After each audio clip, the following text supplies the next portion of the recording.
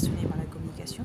Je suis également passionnée par l'environnement, tout ce qui touche à la sensibilisation, tout ce qui touche à l'éveil des consciences sur les difficultés, sur le changement climatique.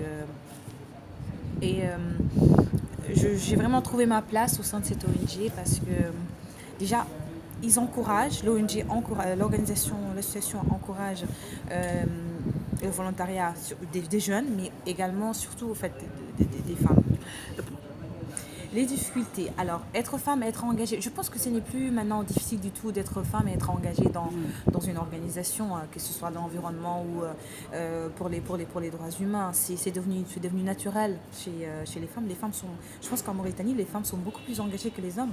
Bon, je dis rien, mais les femmes sont très engagées et pas seulement pour... En fait, c'est parce qu'elles ont eu un éveil de conscience, qu'elles peuvent faire beaucoup de choses, qu'elles peuvent mobiliser. En fait, c'est ça.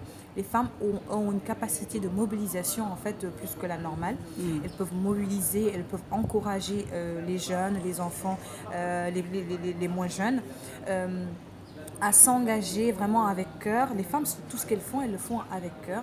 Donc, ce qui fait que dès qu'elles s'engagent dans quelque chose, ça devient avec beaucoup cœur plus et facile. efficacité. Voilà, avec cœur et efficacité, tout à fait. Donc, Parti. Je m'appelle Aminetou Bilal, je suis la présidente de l'initiative Self Invalid. Alors, il faut s'engager parce que, d'abord, parce on est citoyen. On est citoyen de notre pays, on habite dans un quartier, on habite dans une ville donnée. Si on attend que l'État vienne faire quelque chose, ça ne va pas aller parce que il y a un proverbe de chez nous qui dit qu'une seule main n'applaudit pas. Donc ça doit être, cet engagement doit être mutuel du côté de l'État et du côté des personnes lambda. Il faut s'engager. Je conseille aux jeunes Mauritaniennes de s'engager et de croire à leur engagement et de continuer à y travailler et dire parce que quand on y croit,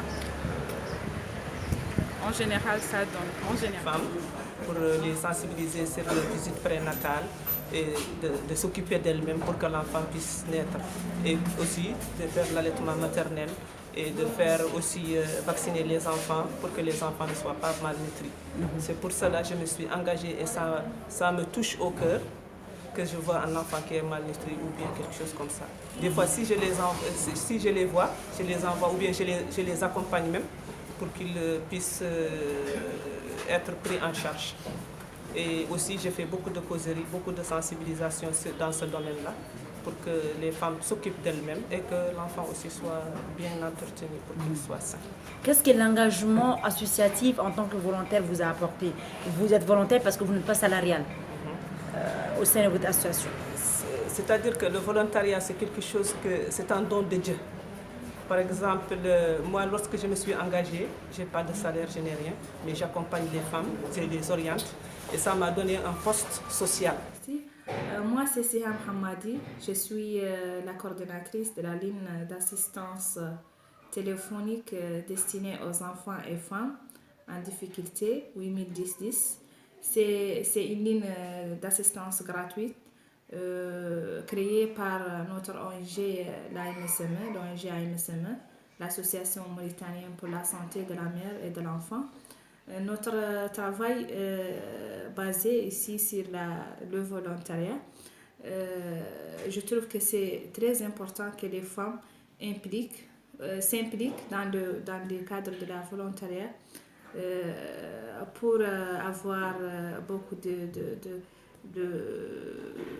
capacités ou d'expérience, surtout aussi d'aider les femmes et les enfants victimes ou les enfants victimes à trouver l'accès à leurs droits.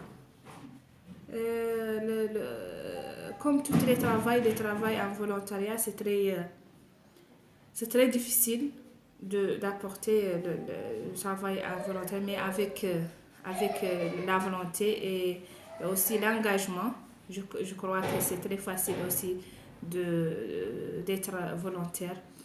Surtout que nous sommes des mères de famille et des diplômés chômeurs. Mais avec tout ça, je crois que c'est mieux d'être utile et de s'impliquer dans ce domaine au lieu de rester à la maison toujours.